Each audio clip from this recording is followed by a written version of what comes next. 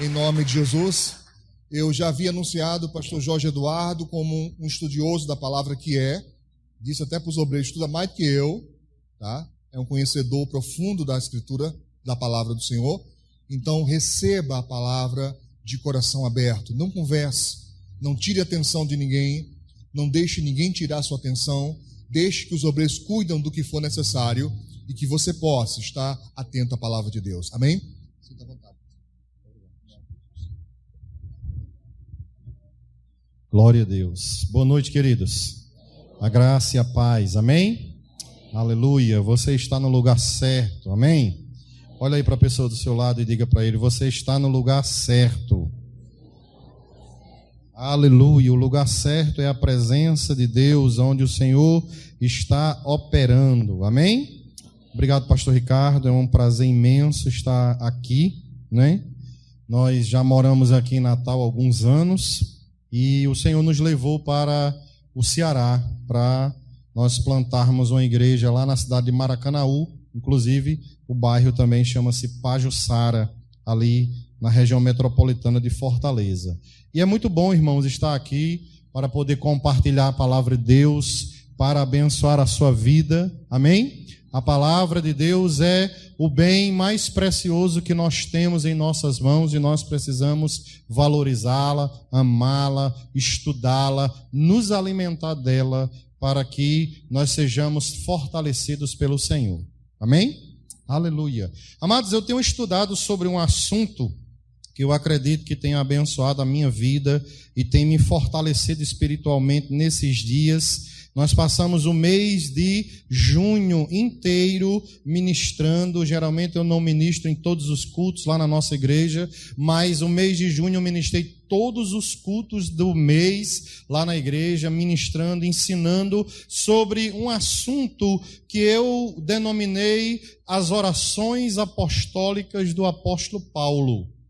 A Bíblia nos mostra que Paulo, ele escreveu as cartas, 13, talvez 14 cartas do Novo Testamento, se é que ele escreveu Hebreus, eu acredito que sim, mas a carta não traz um escritor ali, claramente, alguns estudiosos ficam naquela questão, será que foi, será que não foi? Mas o importante é que o Espírito Santo foi quem inspirou o autor a escrever, e o autor, de fato, é o Espírito Santo. Amém? Então ele escreveu 13 cartas do Novo Testamento, foi um homem de Deus poderoso no Senhor e que fez muita coisa debaixo da unção, do poder do Espírito Santo.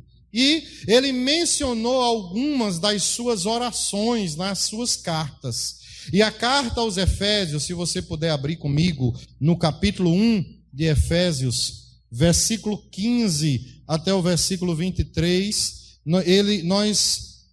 Paulo escreveu várias cartas e nessas cartas ele sempre menciona as suas orações. Ele era de fato um homem realmente que orava, Sempre que ele fala de oração, ele fala no plural, nas minhas orações. Então, nós vamos fazer um paralelo entre 3 orações que Paulo escreveu, no capítulo 1 de Efésios, no capítulo 3 de Efésios e no capítulo 1 de Colossenses, do versículo 9 até o versículo 12.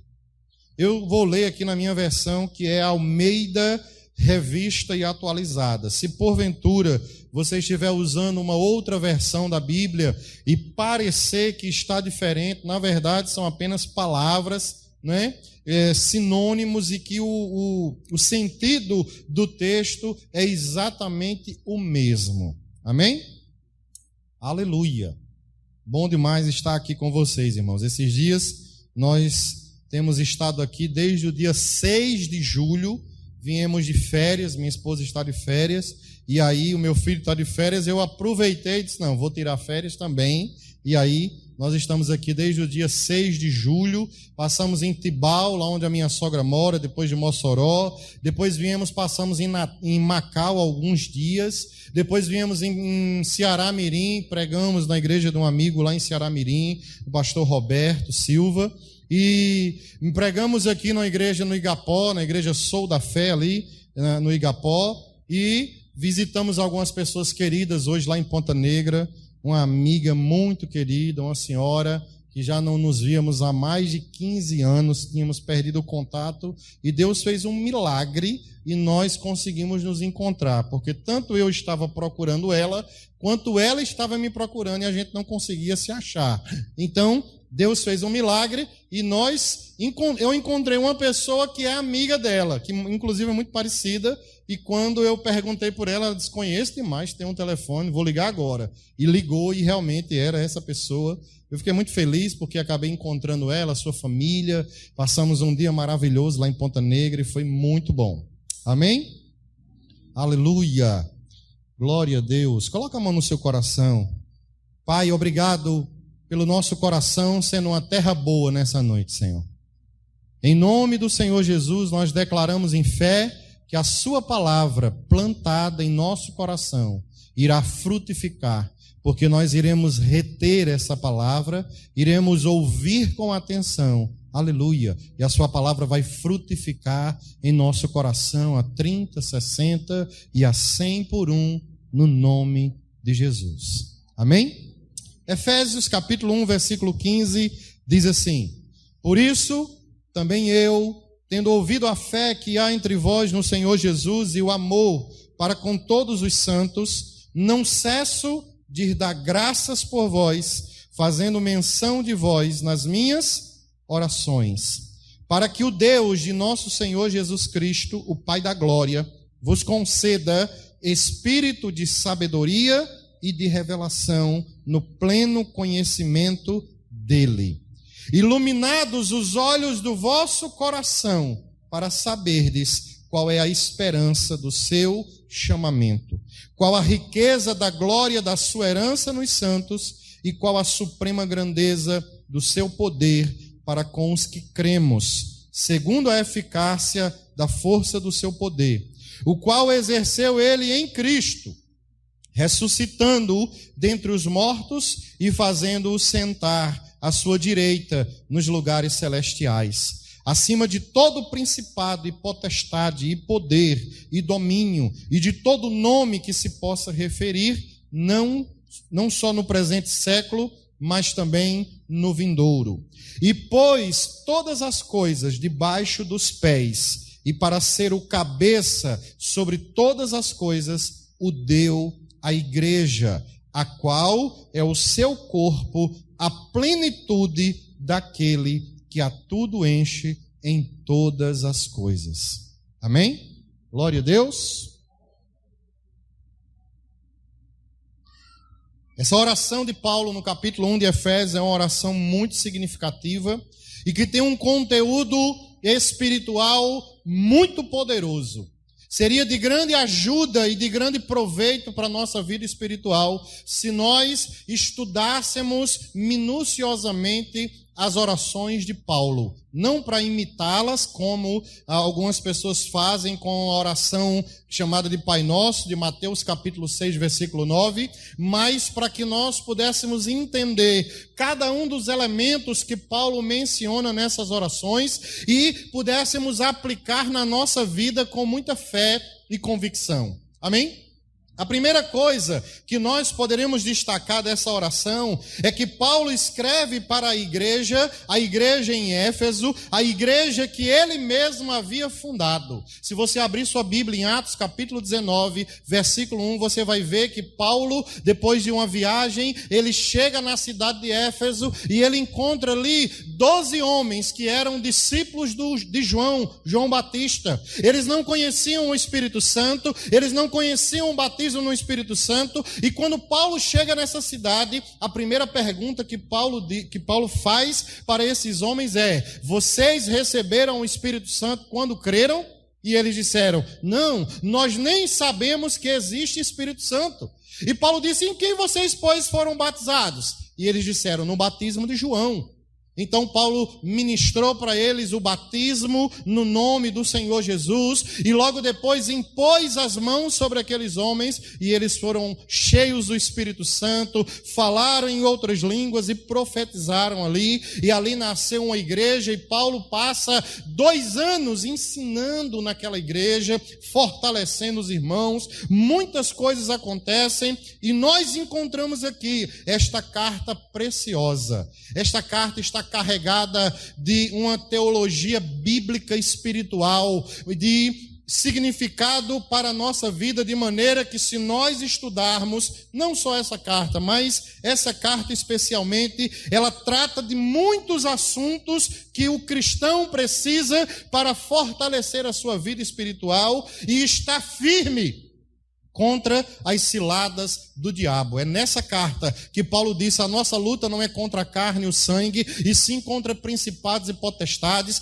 É nessa carta que Paulo diz que a palavra de Deus é a espada do Espírito, que nós devemos tomar o capacete da salvação, o escudo da fé, que nós devemos preparar os nossos pés com a pregação do Evangelho da paz. É nessa carta que ele descreve a armadura daquele que pretende ficar firme até o retorno de nosso Senhor Jesus Cristo. Amém, queridos?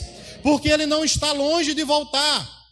Hoje eu estava conversando com alguns amigos, um casal de pastores amigo, que mora lá na Estrada da Ridinha, e eu estava dizendo para eles, tentando descrever a volta de Jesus.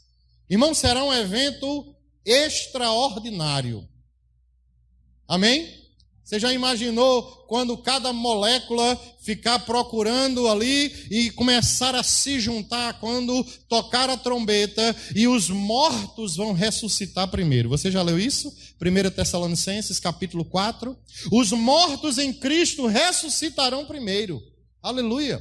E aí imagina o alvoroço que vai acontecer no mundo inteiro quando os milhões de crentes que já faleceram, estão no Senhor, forem ressuscitados para encontrar com o Senhor. Eu nem falo daqueles que estarão vivos, que serão arrebatados, que já vai espantar o mundo, mas da grande multidão que já faleceu, que está no Senhor. Imagina como esse mundo velho vai ficar. Mas nós não estamos falando sobre a volta de Jesus hoje, amém? Eu quero que você volte comigo para o versículo 15, depois nós vamos ler as 2 orações. Ele diz: por isso também, eu, tendo ouvido a fé que há entre vós no Senhor Jesus, e o amor para com todos os santos, não cesso de dar graças por vós, fazendo menção de vós nas minhas orações, para que o Deus de nosso Senhor Jesus Cristo, o Pai da glória, vos conceda, olha o elemento que ele vai falar: espírito de sabedoria e de revelação no pleno conhecimento dele. Amém? Nós temos elementos apenas nessa oração para passarmos aqui um seminário de pelo menos umas 40 horas lendo esses textos e apoiando com outros textos paralelos, tanto do Antigo Testamento como do Novo Testamento. Mas eu quero destacar aqui o avanço que essa igreja estava tendo, porque Paulo diz: quando eu ouvi falar de vocês, da fé de vocês no Senhor Jesus e do amor para com todos os santos, não cesso de dar graças. Ou seja, Paulo estava orando, irmãos, para que aqueles irmãos em Éfeso tivessem um crescimento. Mas para ter um crescimento, amados, eles já estavam praticando os fundamentos do cristianismo, a fé no Senhor Jesus e o amor para com todos os santos, o amor de uns para com os outros. A característica da igreja do Senhor é a fé no Senhor Jesus, sim, mas também o amor para com todos os santos. Uma igreja que vive em amor, uma igreja que aprendeu a perdoar e a receber perdão. Porque se nós não praticarmos os fundamentos daquilo que nós já aprendemos, como nós iremos prosseguir para algo maior? Ele fala sobre o espírito de sabedoria e de revelação, que é uma operação do Espírito Santo, trazendo revelação ao nosso coração, no conhecimento de Deus, no conhecimento do Pai. E ele diz no pleno conhecimento, o conhecimento total. Agora, como eu e você iremos receber mais se nós já não estamos praticando aquilo que nós já sabemos? Quantas vezes nós vemos nas igrejas pessoas que querem, dizendo assim: Deus, fala comigo, Senhor, eu preciso de uma palavra, Senhor, fale comigo. E Deus está olhando para a pessoa e dizendo: mas você não está me ouvindo, como é que eu vou falar com você? Se você não está praticando aquilo que eu já falei com você, como é que eu vou falar mais? Se nós não praticarmos aquilo que nós sabemos, irmãos, como é que Deus vai nos dar mais? Como é que Deus vai nos dar mais conhecimento? Como é que Deus vai nos dar mais revelação? Como é que nós vamos crescer na nossa espiritualidade com Deus? Como é que nós vamos amadurecer espiritualmente se nós não estamos praticando nem mesmo aquilo que já ouvimos? Você está sendo discipulado, você está recebendo uma boa palavra, você está sendo instruído, exortado por Deus, através do pastor, através daqueles que têm alimentado a sua vida, mas você precisa praticar o que você já sabe. Porque se você não praticar o que você já sabe, não há como você receber mais. Paulo escreve para a igreja, ele diz: olha, quando eu ouvi falar da fé de vocês no Senhor Jesus e do amor, então eu não paro de orar. Paulo estava orando para que Deus desse mais conhecimento, mais revelação, mais operação, agindo na vida daqueles irmãos. Por quê? Porque eles já estavam praticando o que sabiam. E a minha pergunta para você nessa noite é: você já está praticando o que você sabe? Alô? Vocês falam aqui? Amém? Você já está praticando o que você sabe? Você já está colocando em operação aquilo que você tem recebido? O seu conhecimento da palavra de Deus você já está praticando todos os dias na sua vida? Você tira tempo para orar, para buscar a Deus e para conhecer a sua palavra? Não adianta nada você dizer: Deus, fale comigo, Senhor, eu quero mais revelação, eu quero poder na minha vida, se você não colocar em prática aquilo que você já sabe. Você já sabe? Então coloque em ação. Você sabe pouco? Coloque pouco. Você já sabe mais um pouquinho? Coloque o que você sabe em operação. O Tiago nos exorta no capítulo 1, no versículo 22, a sermos praticantes da palavra, não apenas ouvintes. Não apenas ouvintes. Existe muito crente obeso na igreja, não do corpo, mas do espírito. Ouviu, passa 10 anos ouvindo, mas não coloca em prática. Não é uma testemunha viva de Jesus. Quando Jesus ressuscita, irmãos, Atos capítulo 1, ele passa 40 dias com os discípulos, instruindo os discípulos acerca do reino de Deus. E uma das coisas que Jesus disse foi: não saia de Jerusalém até que do alto vocês sejam revestidos de poder, para que vocês sejam minhas testemunhas, tanto em Jerusalém, Judeia, Samaria e até os confins da terra. Ou seja, há um momento de você sentar e ouvir e aprender e ser discipulado, ser instruído na palavra, mas há um momento em que você deve se levantar para testemunhar de Jesus. Você deve se levantar para evangelizar. Você deve se levantar para ajudar na obra de Deus. Você deve se levantar para pregar o evangelho nas ruas. Você deve se levantar para visitar os enfermos, seja no hospital ou seja na casa de alguém. Porque nós somos testemunhas de Jesus, amado. Talvez nós não saibamos exatamente o significado dessa palavra, porque a gente acha que testemunha é aquele que viu. Não, eu ia passando aqui, eu vi o acidente. Não, isso não é testemunha. Testemunho bíblico é aquele que você está envolvido com ele. Testemunha daquilo que Jesus fez na sua vida. Testemunha da transformação que Deus fez na sua vida. Testemunha do milagre que Deus já operou na sua vida. Você já recebeu o milagre de Deus, sim ou não? Quantos aqui já receberam milagres do Senhor? Agora eu pergunto, você já contou desse milagre para alguém? Você já chegou para alguém para dizer: olha, se Deus fez isso por mim, Ele pode fazer por você também. Não se preocupe, porque nós vamos orar juntos e Deus vai mover os céus para trazer cura para a sua vida, para trazer saúde sobre a sua vida. Amados, não adianta nada nós conhecermos muito se nós praticarmos pouco. Nós precisamos praticar à medida que nós oramos, à medida que nós conhecemos, à medida que o conhecimento de Deus chega ao nosso coração. Dias atrás, uma prima da minha esposa sofreu um acidente, 3 pessoas nesse acidente, 2 mulheres adultas e uma criança, foram atropeladas por uma pessoa irresponsável lá em Tibau. A prima dela faleceu na hora, no local. Uma outra mulher ficou gravemente ferida e o filho dessa mulher ficou em coma. Foi dali para a UTI. E o médico chamou a mãe dessa criança e disse assim: olha, seu filho tem pouca chance de sobreviver. E se ele sobreviver, ele vai ficar em estado vegetativo. E nós começamos a orar por essa criança, o Jonathan. Começamos a orar, a interceder. Todos os dias nós estávamos orando. Nós temos um grupo no WhatsApp da nossa igreja. E todo dia eu colocava ali: vamos orar, vamos continuar intercedendo e crendo no Senhor que Ele vai fazer o milagre. Essa criança vai sair desse hospital andando. Ele vai sair curado. Passou alguns dias, o médico deu outro diagnóstico: seu filho não tem jeito. Se ele sobreviver, ele vai ficar com paralisia cerebral e não vai andar, não vai falar, vai ficar em estado vegetativo. E nós perseveramos em oração, porque conhecemos o poder da palavra e o poder da oração. Você pode dar glória a Deus ou não? Irmãos, passou mais alguns dias, nós recebemos um vídeo do Jonathan já sentando na cama. Já tinha saído da UTI, já estava na enfermaria. Quando nós chegamos aqui em Tibau, dia 6 agora de julho, nós encontramos a criança completamente curada, andando e correndo para todo canto, lá na casa da avó dele. Aleluia! Deus ainda opera milagres, irmãos. Ele ainda cura, Ele ainda liberta, Ele ainda transforma, Ele ainda resgata. Creia nisso.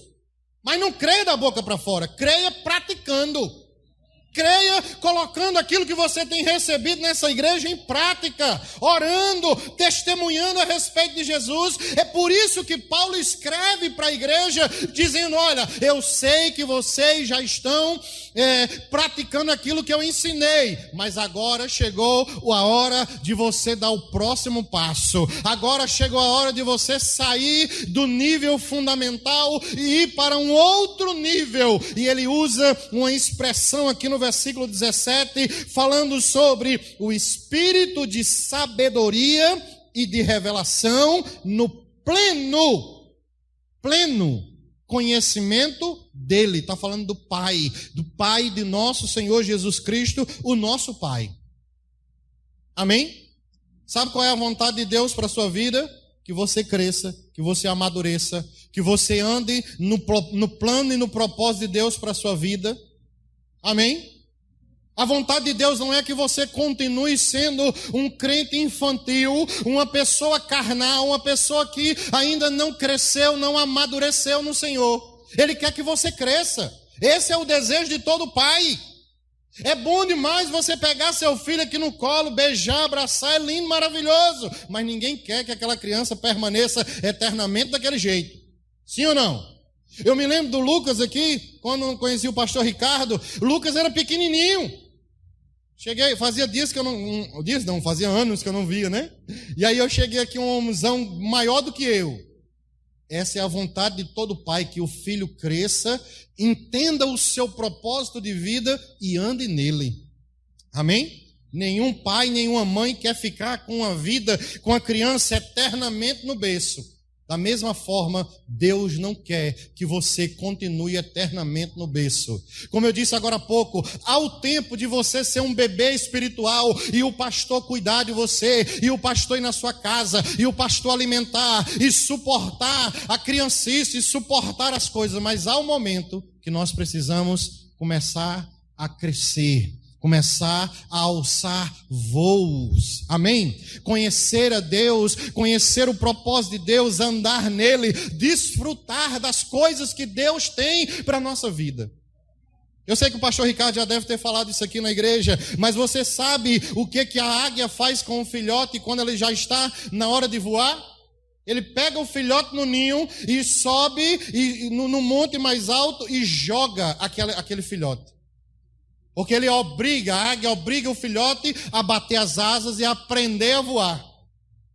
Quando o filhote vai caindo, ela vai lá, pega, traz de volta para o ninho, daqui a pouco pega novamente, joga lá da montanha, e o filhote começa a fazer os seus voos sozinhos até que se torna uma águia adulta. É exatamente isso que Paulo está falando aqui, irmãos. Os irmãos viviam a fé no Senhor Jesus, lindo, maravilhoso, o amor no Senhor Jesus, o amor de uns para com os outros. Nós não devemos perder isso, mas isso é o fundamento. Nós precisamos crescer mais, avançar, amém? Conhecer a Deus, conhecer a palavra de Deus, conhecer a Deus em intimidade, em relacionamento com Deus. No versículo 18, ele fala sobre os olhos do coração iluminados. Para que os olhos do coração iluminados? Para que nós possamos entender, ele diz aí, para saberdes, diga comigo, saberdes. Deixa eu dizer uma coisa para você aqui. Todo versículo, ele tem ou uma palavra ou uma frase-chave que você precisa entender para que você possa entender o texto e o contexto do que você está lendo. Todo versículo bíblico tem ou uma palavra que você precisa entender ou uma frase para que você possa entender o texto e o contexto dele. Você perceba que ele fala sobre o pleno conhecimento de Deus. No versículo 17 e no versículo 18, ele fala para saber qual é a esperança do seu chamamento. Qual é a esperança do seu chamamento? Todos nós fomos chamados por Deus para agir, para operar em alguma área. Você sabe qual é o seu chamado? Você sabe para que Deus chamou você? É aquilo de que antigamente nós chamávamos de vocação. Hoje não se usa mais essa palavra vocação. Hoje as pessoas não operam na sua profissão por vocação. Elas operam por causa daquilo que dá mais dinheiro. Ela está preocupada com aquilo que dá status, com aquilo que dá possibilidade de viver uma vida financeiramente melhor. Mas há um tempo atrás, e é bíblico, as pessoas procuravam exercer a sua vocação. Você pegava uma criança e dizia assim: meu filho, quando você crescer, o que você vai ser? E ele dizia: eu vou ser bombeiro. Eu vou ser veterinário, eu vou ser médico, não, eu vou ser eletricista, eu vou ser motorista. Porque dentro dele havia aquele chamado, aquela vocação. Amém, amados? Você está entendendo isso, sim ou não? Nós precisamos entender isso, para que a gente exerça o nosso chamado nessa vida. Deus chamou pessoas para serem médicos. Deus chamou pessoas para serem políticos. Deus chamou pessoas para serem administradores. Não há um chamado apenas para o ministério, não. Há um chamado para a vida. E enquanto nós não entendemos isso, nós ficamos como que cegos, batendo em portas erradas, até que a gente tenha os olhos do coração iluminados, para que nós possamos entender para que Deus nos chamou nessa vida. Amém? Será que você já encontrou o seu chamado nessa vida? Ou você está lutando com alguma coisa simplesmente porque alguém quer, porque seu marido quer, porque sua esposa quer, ou porque seu pai quer? Você precisa entender o seu chamado, você precisa entender o propósito de Deus para a sua vida. E a oração de Paulo é exatamente para isso. Essa é a oração de Paulo, orando para que os olhos do coração fossem iluminados, para que nós possamos entender, primeiro, o nosso chamamento, a nossa vocação. Amém? Glória a Deus. Quando você encontra a sua vocação, aí você vai estar realizado nessa vida. Independente das circunstâncias externas, porque você vai estar vivendo o propósito de Deus para a sua vida, irmãos. Não existe nada mais glorioso do que você viver o propósito de Deus para a sua vida. Em 2010, nós chegamos em Maracanaú, no Ceará. 2010. Começamos um trabalho lá em Maracanaú, numa célula, numa casa de um irmão.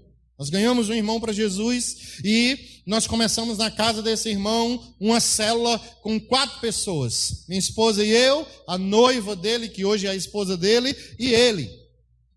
Começamos uma célula lá, começamos um trabalho. Daqui a algum tempo, um amigo me chamou, me ofereceu um trabalho, uma igreja lá em Minas Gerais. E eu aceitei o chamado. Fui lá para Minas Gerais, peguei o avião, fui para Minas, passei 43 dias em Minas. Eu cheguei numa quinta para assumir a igreja na segunda. Na segunda não deu certo, uma burocracia que tinha lá, passou 10 dias, 15 dias, 20 dias, e um dia eu estava lendo a Bíblia de madrugada, amanhecendo o dia eu estava lendo e orando, e o Senhor falou claramente comigo: seu lugar não é aqui. Quando a Lan House abriu, irmãos, eu estava com cartão de crédito, fui lá, comprei a passagem, eu estava dormindo na igreja desse pastor, meu amigo, e quando o pastor chegou na igreja, eu falei: Leandro, estou indo embora hoje.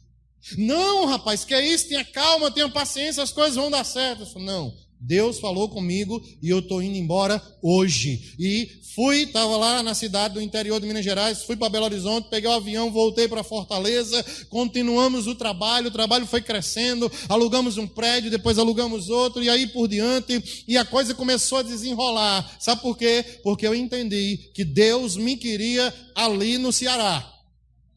Amém? Eu queria ter ficado em Minas, era muito bom para mim, eu gosto da comida mineira. Irmão, se eu estivesse lá, misericórdia, Jesus de Nazaré. Eu amo aquele lugar, eu gosto de lugar frio, não gosto de calor. Mas não era a vontade de Deus para a minha vida estar ali, naquele lugar. A minha vontade de Deus era que eu voltasse para Maracanaú, e foi isso que eu fiz. Amém? Então Paulo ora, ele ora para que o Senhor nos desse espírito de sabedoria e de revelação no pleno conhecimento dele, iluminasse os olhos do nosso coração para nós sabermos, conhecermos a esperança do nosso chamamento. O chamado, irmãos, não é a sua esposa que faz, não é o pastor da igreja que faz, é Deus que vocaciona você, é Deus que coloca o chamado no seu coração. Amém, amados? Quando eu recebi o convite, eu reuni alguns amigos, o pastor Ricardo conhece, Reginaldo, e eu reuni alguns amigos e perguntei: o que você acha? Todo mundo me apoiou. Não, é verdade, se eu fosse você, eu já tinha ido. E eles tinham toda boa intenção de que eu fosse muito abençoado, mas eles não conheciam o propósito de Deus para a nossa vida. Você está entendendo, acompanhando o raciocínio, amados? Nós precisamos do conhecimento de Deus sobre a nossa vocação. Amém?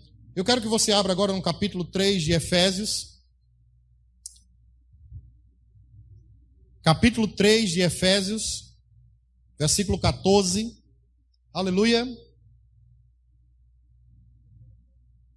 Olha o que Paulo disse, versículo 14. Por esta causa me ponho de joelhos diante do Pai, de quem toma o nome toda a família, tanto no céu como sobre a terra, para que, segundo a riqueza da sua glória, vos conceda que sejais fortalecidos com poder, mediante o seu Espírito, no homem interior, e assim habite Cristo no vosso coração, pela fé, estando vós arraigados e alicerçados em amor, a fim de poderdes compreender. Lembra que ele usa a palavra saber lá? O comprimento e a altura e a profundidade, e conhecer o amor de Cristo, que excede todo o entendimento, para que sejais tomados de toda a plenitude de Deus. Aleluia! Irmãos, na verdade, essas três orações do capítulo 1, capítulo 3 e capítulo 1 de Colossenses é exatamente a mesma oração. Ele não muda o significado, a ânsia de Paulo, o desejo de Paulo, o anseio de Paulo, o desejo de Paulo em que o povo tivesse conhecimento de Deus. Aleluia! O conhecimento de Deus. Eu não sei se vocês conhecem, mas tem um pastor que eu gosto muito dele, chamado Luciano Subirá. Ele denomina esse conhecimento chamado conhecimento revelado. E revelação não tem nada a ver com aquelas histórias que o pessoal sai por aí tentando adivinhar a vida do povo. Não tem nada a ver com isso. Revelação é a palavra bíblica, a palavra grega chamada apocalipse. que significa simplesmente tirar o véu. Então, o conhecimento que Deus traz ao seu coração. Vou dar um exemplo prático para que você entenda. Romanos capítulo 8, versículo 16, diz que o Espírito Santo, ele testifica com o nosso espírito que nós somos filhos de Deus. Como é que você sabe que é filho de Deus? Você recebeu uma certidão de filho de Deus? Você pode ter recebido um certificado quando o pastor lhe batizou. Você pode ter recebido uma carteira de membro da igreja, de obreiro, de diácono, de presbítero, de evangelista, seja lá do que for. Mas nada disso caracteriza que você realmente é filho de Deus.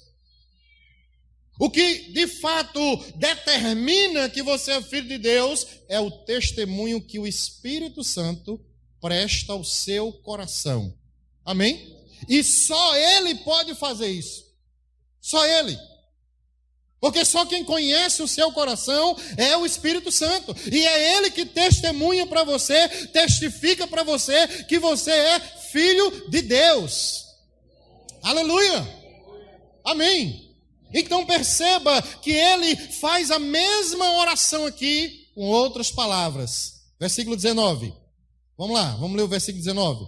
E conhecer o amor de Cristo que excede todo o entendimento, para que sejais tomados de toda a plenitude de Deus. 20. Ora, aquele que é poderoso para fazer infinitamente mais do que tudo quanto pedimos ou pensamos, conforme o seu poder que opera em nós. A Ele seja a glória na igreja e em Cristo Jesus por todas as gerações, para todos sempre. Amém. Abra em Colossenses agora. Eu quero que você guarde isso e estude na sua casa depois, com bastante calma, para que você perceba que o conteúdo dessas 3 orações é o mesmo, ele não muda.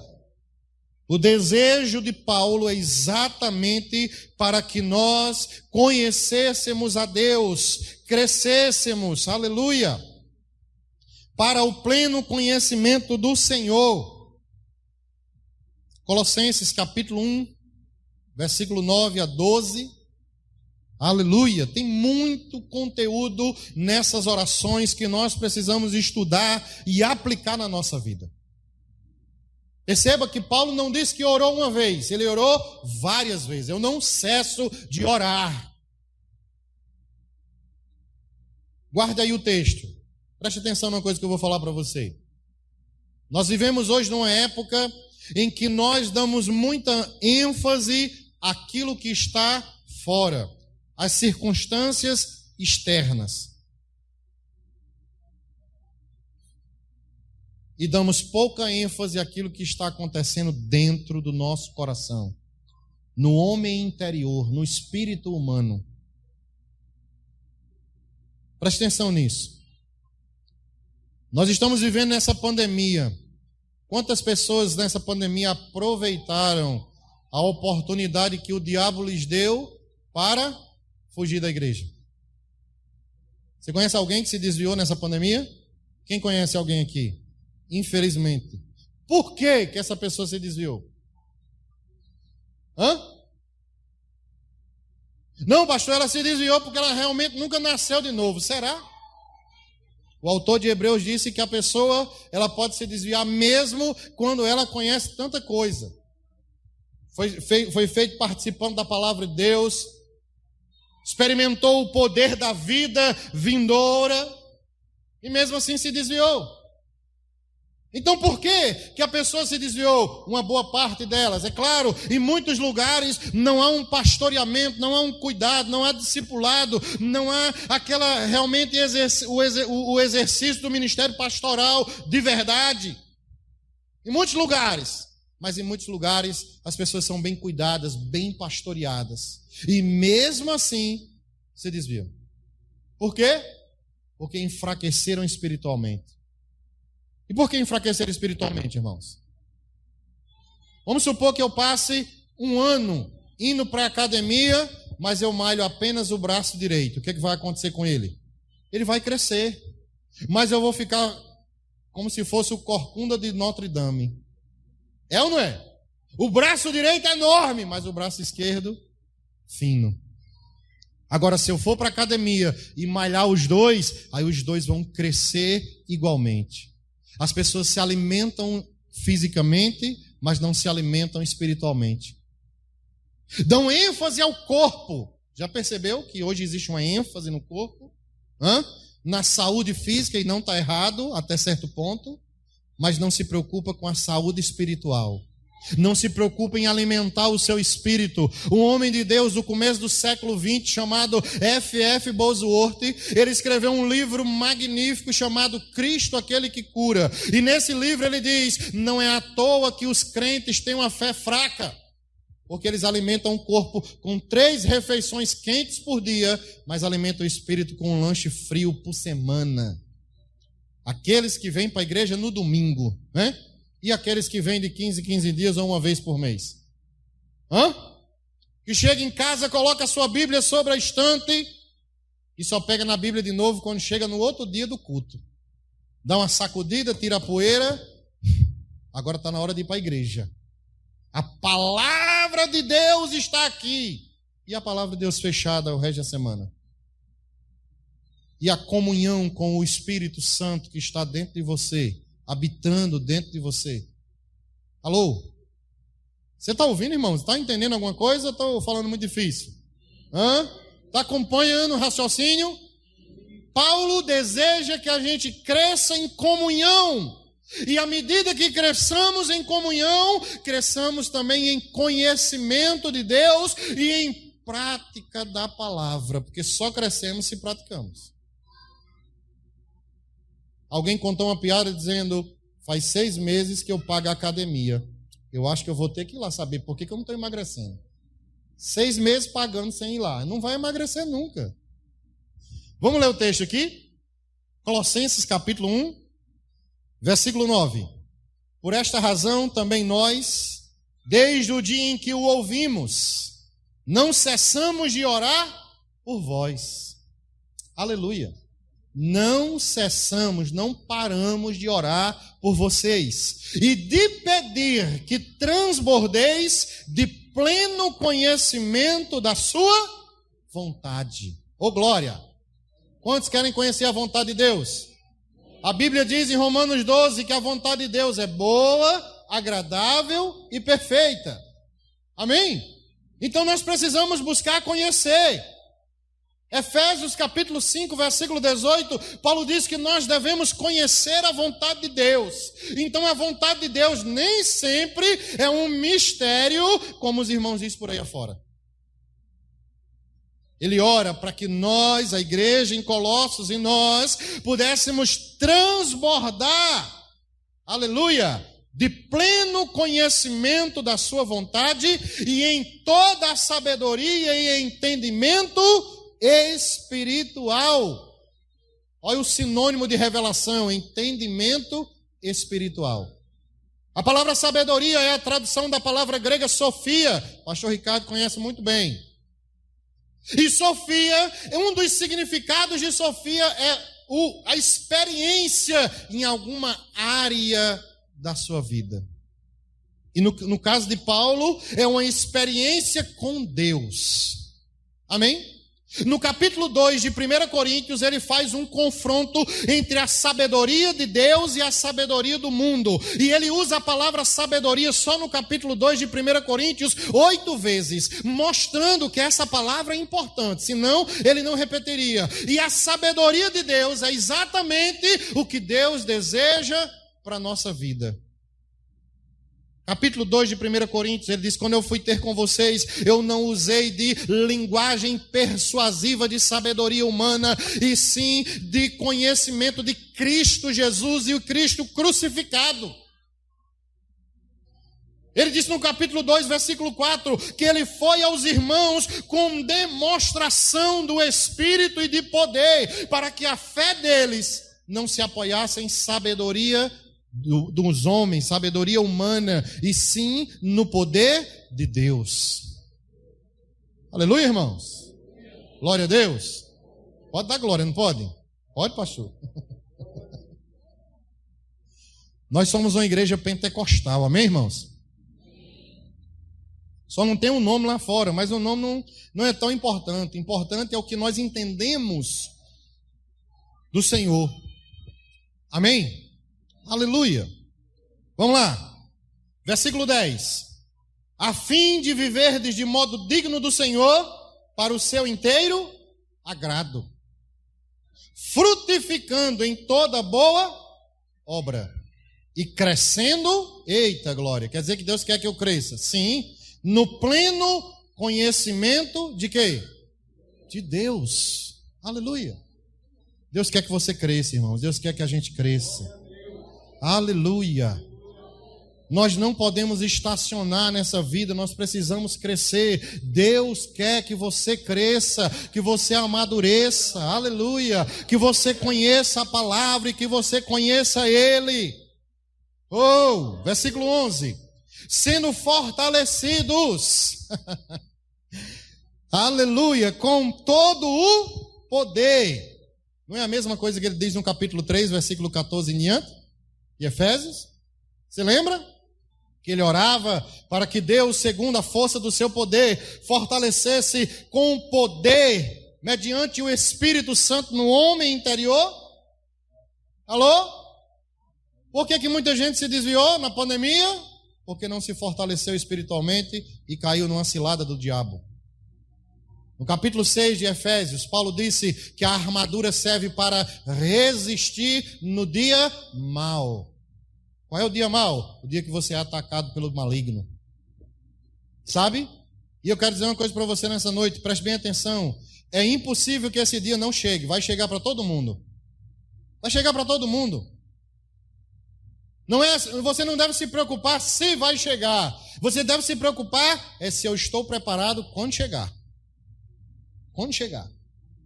Lembra de Mateus 7:24? Caiu a chuva, soprou o vento, transbordou o rio e deram com ímpeto contra aquela casa. Ele disse: aquele que ouviu as minhas palavras e praticou, ele é como um homem prudente, construiu a sua casa sobre a rocha. Aleluia! A mesma tempestade, o mesmo vento e o mesmo rio transbordou para aquele que construiu a sua casa na areia. E Jesus disse: grande foi a sua ruína. Grande foi a sua ruína. Por quê? Porque as pessoas não se alimentam. Não desejam crescer, amadurecer em Deus. Vivem a mesma vida, a mesma coisa. Irmãos, nós precisamos crescer. Esse é o desejo de Deus. Se você lê as cartas de Paulo, você percebe isso claramente. Amém? Crescer em estatura diante de Deus. Glória a Deus. Sendo fortalecidos, versículo 11, com todo o poder, segundo a força da sua glória, em toda a perseverança e longanimidade com alegria, ou glória, dando graças ao Pai que vos fez idôneos, dignos, a parte que vos cabe da herança dos santos na luz. Amém, amados? Glória a Deus.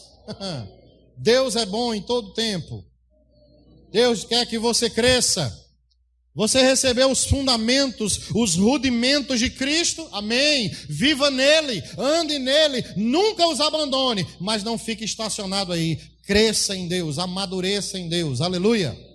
Amém, amados? Essa é a vontade de Deus para você. Se você está recebendo um alimento e você está praticando o que você recebe, então tenha certeza, Deus tem mais para você. À medida que você pratica, Deus tem mais para você. Deus tem mais palavra para você. Deus tem mais revelação para você. Deus tem mais conhecimento para você. Oportunidades vão surgir para que você coloque a palavra em prática, para que você exercite o seu chamado, para que você testemunhe de Jesus, para que você seja uma bênção na igreja. Aleluia! É isso que Deus quer para você, irmãos. Não vamos ficar estacionados, vamos avançar para o pleno conhecimento do Senhor, vamos crescer no conhecimento do Pai, porque isso é da vontade de Deus. Aleluia! Deus quer isso para você, irmãos. Amém? Tem pessoas que passam a vida toda enroscado nas mesmas circunstâncias. Sabe por quê? Porque está sempre fugindo delas. Cada vez que você foge das circunstâncias, você está adiando o seu crescimento. Quando você enfrenta em fé em Deus, firmado na palavra de Deus, aí sim você vai romper, vencer e você vai crescer. Aleluia! Aleluia! Quantos conhecem a história de Davi e Golias aqui? Todo mundo conhece, até as crianças. Você lembra que Davi não foi conhecido mais como um pastorzinho de ovelhas depois de Golias? Golias na vida de Davi foi um trampolim para ele crescer, porque ele recebeu o que o rei Saul prometeu. Enquanto as pessoas viam um gigante, Davi via uma oportunidade. O que é que o rei está dando? Não, o rei vai dar filha como presente para aquele que venceu o gigante, vai isentar a casa do pai dele para sempre de impostos. Ô, coisa boa! Davi disse, eita Jesus, é agora. Ele não disse Jesus não, que Jesus não era conhecido como Jesus na época, né? Mas ele disse, eita Deus, é agora. Chegou o meu dia, chegou a minha oportunidade. Porque é assim, irmãos, que pessoas que têm experiência com Deus vivem. Amém? Eles percebem exatamente isso. O diabo pode se levantar, mas vai cair. Vai se levantar, vai cair. Cada vez que ele levantar, vai cair. Sabe de uma coisa? Deixa eu dizer para você. O diabo conhece a sua identidade, a identidade dele. Ele sabe que ele é fracassado, ele sabe que é derrotado. Agora você precisa entender a sua identidade. Você precisa saber que você é filho de Deus e que o Espírito Santo está com você e que o poder do nome de Jesus está com você e que o poder da palavra de Deus está com você. Aleluia! Salmo 138, versículo 2, diz que Deus exaltou o seu nome e a sua palavra sobre todas as coisas. Não há poder maior do que o nome de Jesus. Você conhece o nome de Jesus? Então ande nele. Surgiu a circunstância? Vai surgir mesmo. Vai surgir, não se preocupe não. Não precisa você orar, e pastor, ora aqui por mim, para Deus me livrar. Não, ore e creia, para que você seja como um leão que ruge diante do Senhor. Aleluia! Eu gosto de um texto de Provérbios 28, que diz que o justo é intrépido como um leão. Não é confiando em si, mas confiando no Senhor Jesus. Amém? Nós não estamos sozinhos, irmãos. Nós estamos com aquele que é maior do que todas as coisas. Amém? Enfrentamos problemas, circunstâncias, sim. Dificuldades, sim. Barreiras, sim. Mas pela fé, nós vencemos cada um deles. João disse, essa é a vitória que vence o mundo. A nossa fé. Irmãos, quando eu cheguei no Ceará, houve muitos momentos que eu pensei em desistir. Muita dificuldade. Não tinha igreja para me ajudar, não tinha pastores para me ajudar, não tinha ninguém ajudando a obra, enviando oferta, não tinha nada, tudo pela fé. Tudo que conquistamos porque cremos em Deus, falamos a palavra e oramos no nome de Jesus. E houve muitos momentos que eu pensei em desistir. Mas eu sabia que a única coisa que podia me derrotar era a minha desistência. Que o diabo não era capaz de fazer isso. Amém? Chegou um momento em que Deus falou assim para mim, escute. Deus falou assim para mim, ei, existem muitas evidências para você desistir agora. Agora há pouco, eu estou terminando. Agora há pouco eu perguntei quem já recebeu o milagre. A maioria que levantou a mão. A maioria. Então você já experimentou, você já sabe que o Senhor é bom. Você já sabe que o Senhor opera sinais, milagres, maravilhas. Então não desista.